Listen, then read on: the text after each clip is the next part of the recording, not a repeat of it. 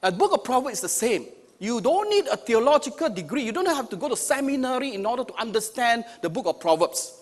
God is so amazing that He makes it so simple that even young people can benefit tremendously from this book.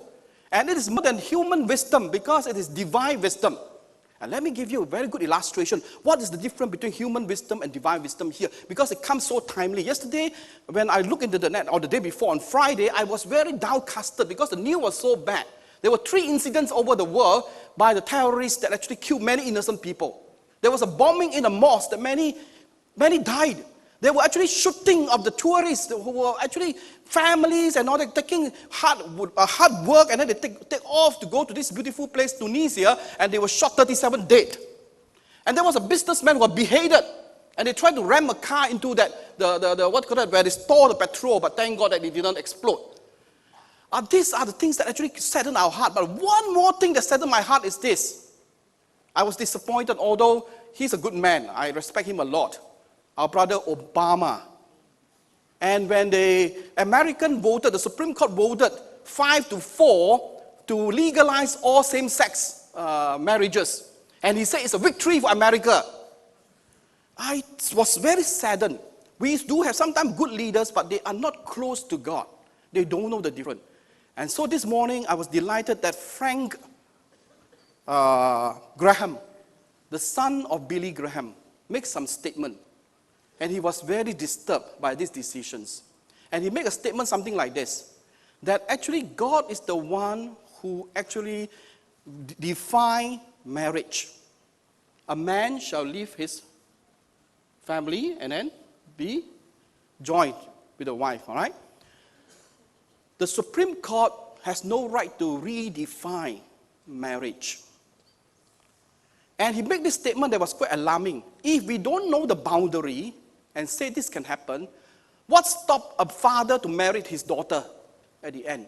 What stopped 3 or 4 people say we want to get married in that, instead of 2 persons, 3 or 4 people married, or even a 10 group of people? Where is the boundary then? If we go by that on social justice and rights of each individual in the expense of what is true. And so there is this difference of divine wisdoms and human wisdoms. Because if we are not close to God and all that, we think, oh, this is wisdom. Because rights of a category of people were actually, are denied, where they want to live together, man and man, and my hair, my goose pimples stand every time I see 2 men kissing each other in the marriage vow, and after that they kiss each other. And there was this man, these two men who have been very senior, 80 years old. They say they have been living with each other for 50 years. The moment the law was passed, and all that, they got married. And they kissed. When they kiss each other, my goose pimples all stand. You may call me, very old-fashioned and all that. I don't mind whatever you call me, but I know what the Word of God says. Friends, there is a difference. And if we go down that road, that is dangerous, very dangerous. Society can collapse. I like this humorous story. Offhand, I recall that there was a pastor who was preaching, and he was trying hard to find illustration. So he used a peanut to illustrate wisdom from nature.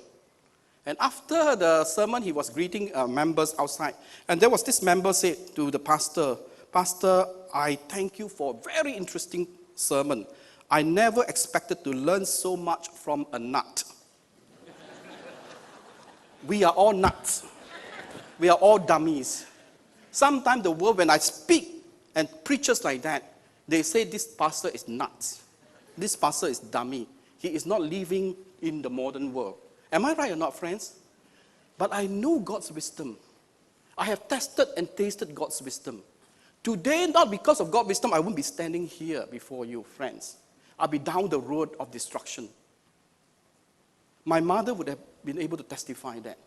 But God's wisdom transforms us, changes us, empowers us, gives us that supernatural ability. And in fact, today, the Bible tells us in this passage, true success comes from divine wisdom. Embrace it.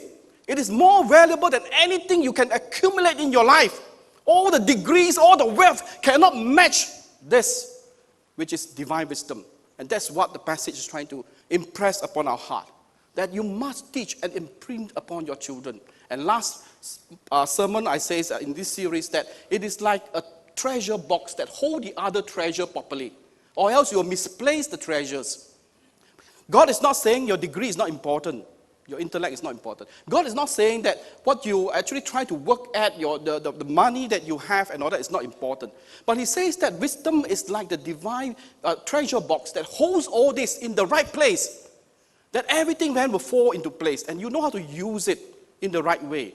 And then you will bring glory and success to your life that God has intended for you. God loves you very much. God loves us very much, and he wants the best for us.